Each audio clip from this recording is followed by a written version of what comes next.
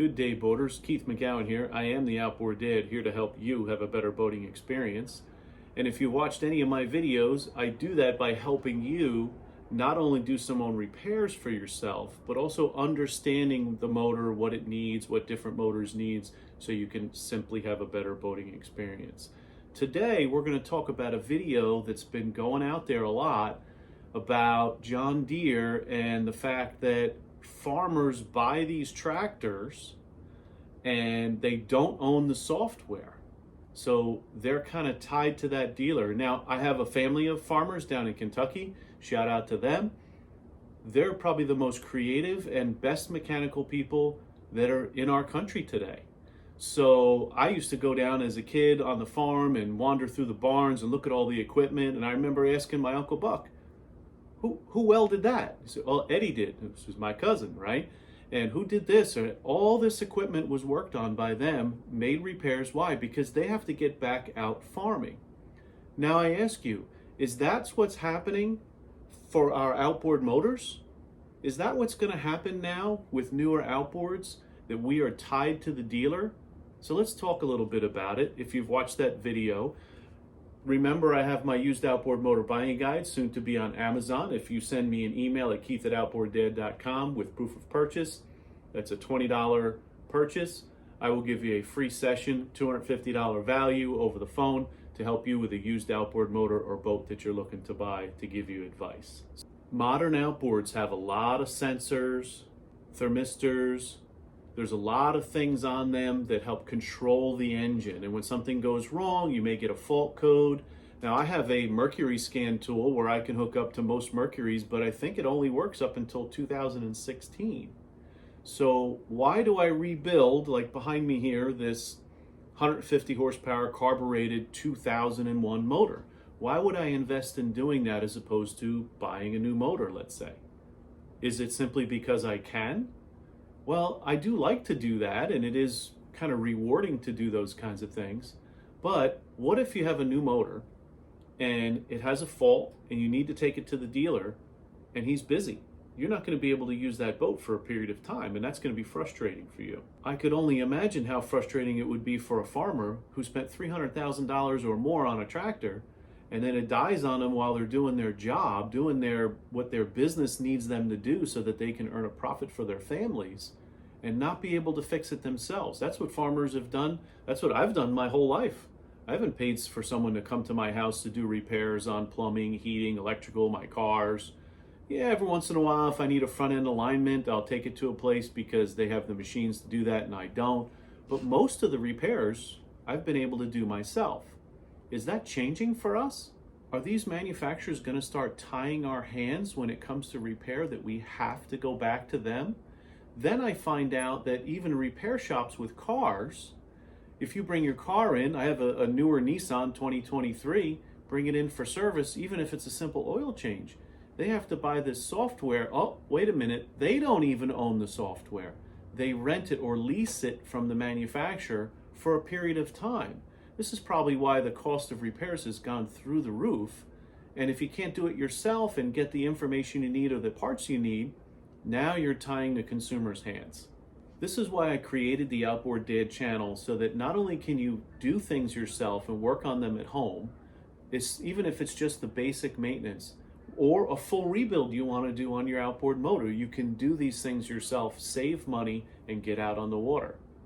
And again, that's why I created this channel, and that's what we try and do, is help you to do that. Now, you may not be a mechanic, you may not want to do those repairs yourself, but at least you should know what to look for and understand what you're paying for and what you're buying. And that's the biggest thing I try to do in my channel, is help people understand what you're buying with your money, your hard-earned money that you work so hard for. I want to enable you to use the knowledge that was given to me over the years so that you can have a better boating experience. I know it's a cliche, it's a tagline that kind of came out, but it is true. It's what I want to do to help you, so that you're not at the mercy of the manufacturers. Now, for farmers, it's their livelihood, not so much for boaters. You know, you may miss a few weekends waiting for the dealer to get back to you, or pay for something. You have to wait in line. It's a long service wait, you know, because they're backed up with a lot of work. But these farmers, you're tying their hands for their livelihood. And the question is, do I own it?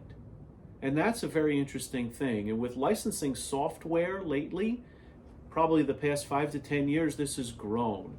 You ever try to change your battery on your cell phone? Sometimes it's glued in. Sometimes they have very special fasteners that you have to buy a screwdriver on Amazon to be able to take it apart and do your own replacement or repairs, because they want you to come back to them. On most cars now, and even these tractors, when you watch that video, just to replace the sensor, you can't just, hey, I have a bad sensor, and put a new sensor in and you're off and running. Well, some of the older motors you can do that, but these newer motors, is that going to be the case with our outboards? That if I put in a sensor, I know I need this sensor, I can buy it and put it in, but it will not function until I have the software from the manufacturer to pair that device with my outboard, because it needs to communicate with the computer? I don't know. I've done some inquiries and talked to some marinas, and they're kind of tight-lipped about this, so I'm not sure where they're going. Now, the private shops that aren't necessarily dealers are questioning the same thing. So I'd like to get some feedback from you out there. Have you had this experience before? I've already put some feelers out to some guys that I know, and we're going to get to the bottom of this and see where this is going. Some of these manufacturers have taken it to the point where if you do any repairs yourself or at a unauthorized repair shop, that it's going to void your warranty. And it's in that fine print. So I just bought this Nissan Frontier. It's not new. I bought it used, but I don't know how many papers I signed. Does anybody read all of that? What did we sign when we buy these items, these mechanical things that we buy, whether it's an outboard motor or a car or a tractor or a quad maybe you have, or a jet ski? What are you really buying and what are you really getting? So what I've learned through watching that John Deere video and other research I've done is there is a thing called the law of first sale doctrine. So if you buy something, you actually own it. You can do what you want with it. I can share it with a friend. I can give it to a family member. Well, that's not the case. And these repair shops actually have to lease and pay by the hour to do certain things, to have access through the cloud for information they need, software they need to do diagnostics or repairs or resetting of computers for cars. Is that what's coming for outboards, or is it already here, is the question. So the law of first sale doctrine says once purchased, you own it. But they've gotten around these with different leasing agreements that we sign when we buy our cell phones, electronic devices, cars, items like that. For instance, if you buy an ebook on Amazon, you may not own that ebook. If you buy the paperback and they send it to you, you own that book. But the ebook, a lot of times if you try to download it, I've done manuals, you'll see different diagrams that I show in my videos and different manuals, and I'll download, maybe I'll take a screenshot, but I'm not supposed to share that information. And most of the full download, if I want the manual, I have to do it on an Amazon approved device, and I can't share it from there. The only way I could do it would be to take a picture of it with my phone or do a screenshot, possibly. And even that, sometimes when you try to screenshot something, it comes up voided or it scrambles it so that you can't do that. So there's something they came up with, these companies, called the digital rights management. And they kind of got this pushed through so that they can go ahead and sign off on leases and make these things happen, where they make tons of money off of it. And then you're tied to them long term. So we know now for a fact that we're tied to them, to these manufacturers, for their legal technology that's in our cars, as you see on the video, in their tractors, and in many things we purchase. Is that the case for our outboards? Because the local repair shops, they don't own it either. From the manufacturer, they have to lease that, and that's what's bringing your bill up so high when you have repairs for your car. So yes, behind me, and if you watched, I have a 36 series video of this 150 horse Mercury 2.5 outboard that I did a total rebuild, all 6 pistons, carbureted motor. It's 23 years old, and people say, why would you invest all that? Because I can fix it myself. Now, there are newer motors but this one was very clean, and if it ran for that many years, it will probably continue to run. But I have the right to do that on my own. But even if you don't have the abilities to rebuild your own outboard motor, you can pay someone to do that. Any mechanic shops, there's a lot of backyard mechanics who do it. Now, you have to be careful with that, but at least you can do it. Your hands aren't tied by the manufacturer to have a special software to reset everything. Now, the Mercury outboards, some of the newer ones, I do have the diagnostic tool, and if they're fuel injected, I can put it into a break-in mode. There's nothing wrong with that because I can purchase that software. And a lot of new devices, you'll see there'll be some creative people will come out with the device you can plug into things to get around some of this stuff. But how far is this going? So right now there is a right to repair movement going on.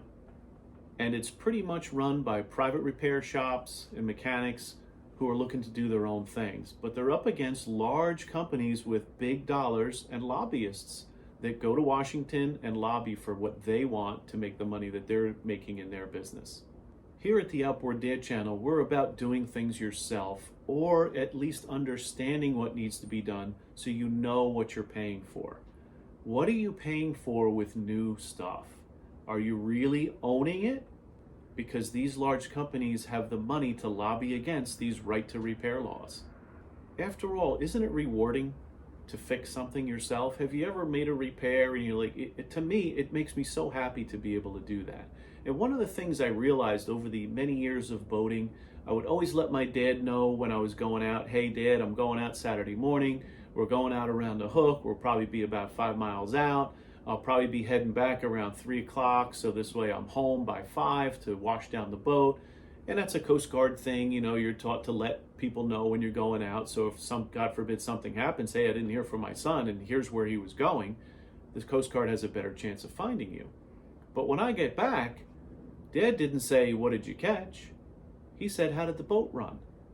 Because it just felt so good to do all the maintenance, to do rebuilds and repairs on my own, and then be out there on the water enjoying it. Man, that's just a great thing. And being home working on stuff, I don't know about you guys, maybe some of the people that watch my channel, it's like therapeutic to come home and tinker with something, get it running, and have that rewarding experience. Are they taking that away from us, or they're trying to, so that they can earn profits for their business? I pray in my heart that this never gets taken away from us. And you should watch that John Deere video. The title of it is How John Deere Robs Farmers of $4 billion a year.